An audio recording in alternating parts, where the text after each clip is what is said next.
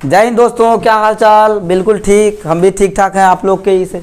आइए आज हम लोग बात करते हैं 1.8 पर रेकरिंग और इसको P/Q में कैसे बदलना है।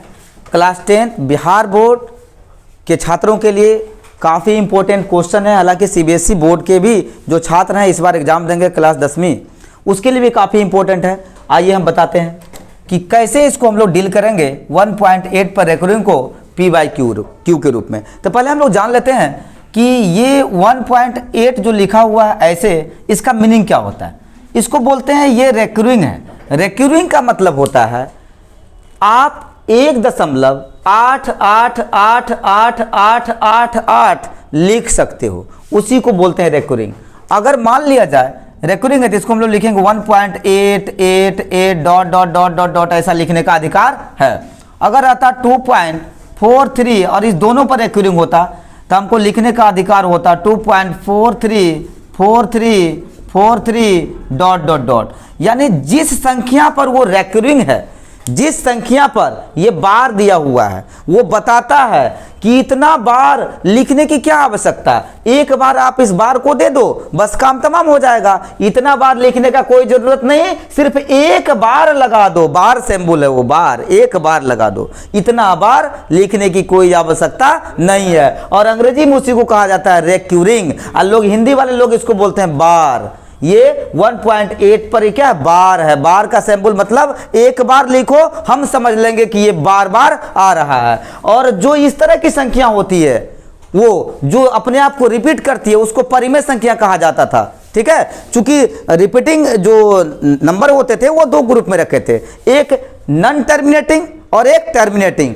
और एक नॉन टर्मिनेटिंग में भी ऐसा कौन सा जो रिपीट कर रहा हो, उसको हम लोग रेशनल नंबर कहते थे, उसको हम लोग परिमेय संख्या कहते थे। तो 1.8 पर रेकरिंग ये एक परिमेय संख्या है, एक रेशनल नंबर है। आइए इसको हम लोग P/Q के रूप में लिखते हैं और देखते हैं कैसे लिखा जाता है। तो इस प्रकार के संख्या को लिखने के लिए सबसे पहले हम लोग, या कोई भी क्वेश्चन का आप हल करोगे तो पहले लिखते हैं एग्जामिनेशन में हल ऐसे। तब इसके बाद हम लोग देते हैं माना कि x इज इक्वल टू 1.8 पर रेकरिंग, ऐसा लिखते हैं। या इसी को हम लोग लिखते हैं x इज इक्वल टू 1.888888 ऐसे करके इक्वेशन नंबर 1। आप 4 बार भी 8 लिख सकते हैं, 5 बार भी लिख सकते हैं, ये आप पर डिपेंड कर रहा है कि आप कितनी टाइम्स 8 को लिख रहे हैं, ऐसा। अब ये बन गया एक इक्वेशन। चूंकि इक्वालिटी अगर है तो वो एक इक्वेशन है, ऐसा मैंने बताया था कि अगर इधर भी कोई संख्या है और इधर भी कोई संख्या है और बीच में इक्वालिटी का साइन है, वो बराबर का चिन्ह है, तो अब इस पूरे को हम लोग कहते हैं कि यह एक समीकरण है। अंग्रेजी में उसको बोला जाता है कि वो इक्वेशन बन गया। अगर ऐसा है तब कहीं इस बीच में ऐसा वाला सिंबल आ जाए, या ऐसा वाला आ जाए, या फिर ऐसा वाला आ जाए, या ऐसा वाला आ जाए, तो इसके लगते ही वो बन जाता है इन इक्वेशन। क्या बन जाता है? In equation. तो अभी बहरहाल बीच में बराबर का चिन्ह है, यानी ये एक समीकरण है। अब देख लीजिए, समीकरण को जोड़ना, समीकरण को घटाना एक तरीका है। अगर आप समीकरण को जोड़ रहे हो तो जो कुछ भी करोगे वो इक्वालिटी साइन के दोनों तरफ आपको करना पड़ेगा। अगर इसमें कुछ जोड़ रहे हो तो आपको इधर जोड़ना पड़ेगा तो इधर भी जोड़ना पड़ेगा। अगर आप कुछ घटा रहे हो तो इधर घटाओगे तो इधर भी घटाना पड़ेगा। अगर आप किसी नंबर से, किसी इंटीजर से अगर आप मल्टीप्लाई करना चाहते हो इस समीकरण को, इस इक्वेशन को, तो आपको ऑफकोर्स इधर भी वो कारनामा करना पड़ेगा और इधर भी। मेरे कहने का मतलब कि अगर आपको इक्वेशन दिया हुआ है तो आप उस इक्वेशन में कुछ जोड़ते हो, घटाते हो, डिवाइड करते हो, गुना करते हो, जो कुछ भी आप उसमें करना चाहते हो, आप इक्वालिटी साइन के दोनों तरफ कर सकते हो, ये कहना है।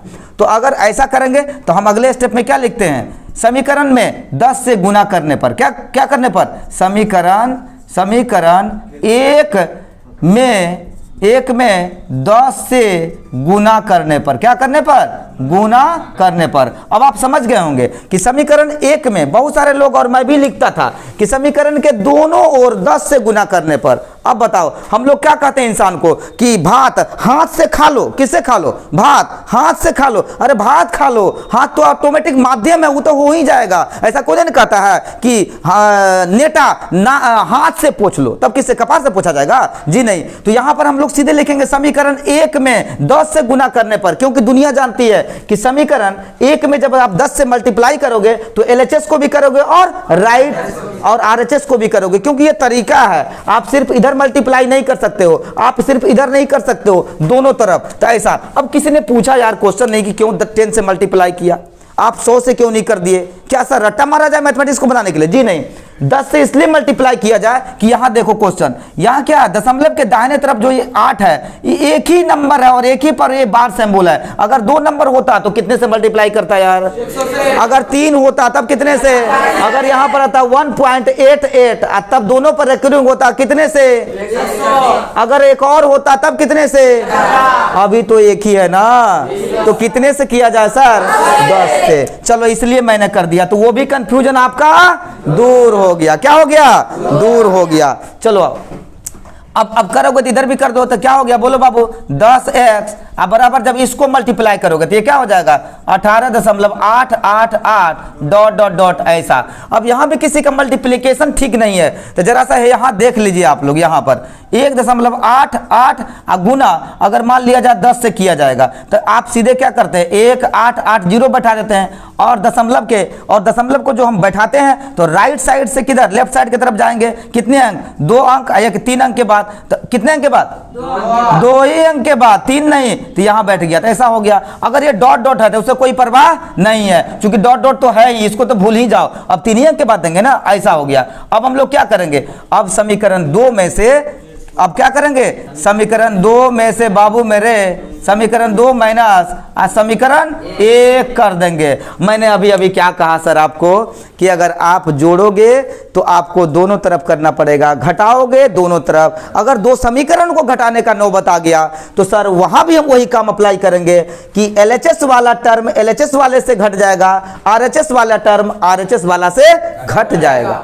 आई बात समझ में? तो चलो अब इसमें क्या 10x में से 1x चला गया तो कितना बचा?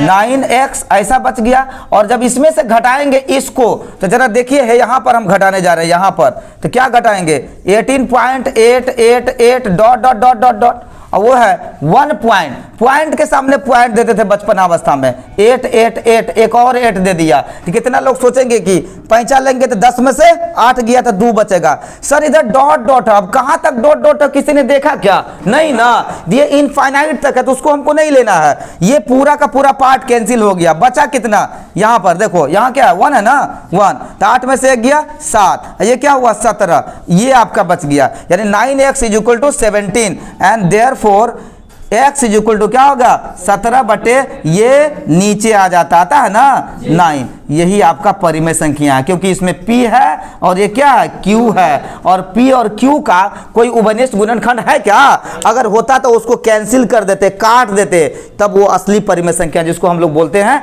कि वो स्टैंडर्ड फॉर्म में हो गया। तो यही हमको समझाना था। इस टाइप का क्वेश्चन आपको आएगा तो आप घबराइएगा नहीं, बड़ी आराम से इस ऐसे अप्लाई करिएगा जैसे मैंने आपको बताया। मान लेना पहले, और उसके बाद दशमलव के जितने स्थान तक के अंकों पर ये रेकरिंग रहेगा या बार रहेगा उतना बार आप उसको मल्टीप्लाई करिएगा। 10 से, 100 से, 1000 से, इस तरह से करते चले जाइएगा, या फिर 10 से ही स्टेप वाइज करते चले जाइएगा। आपका ये आंसर निकल जाएगा और आप उसको परिमेय संख्या में कन्वर्ट कर लोगे।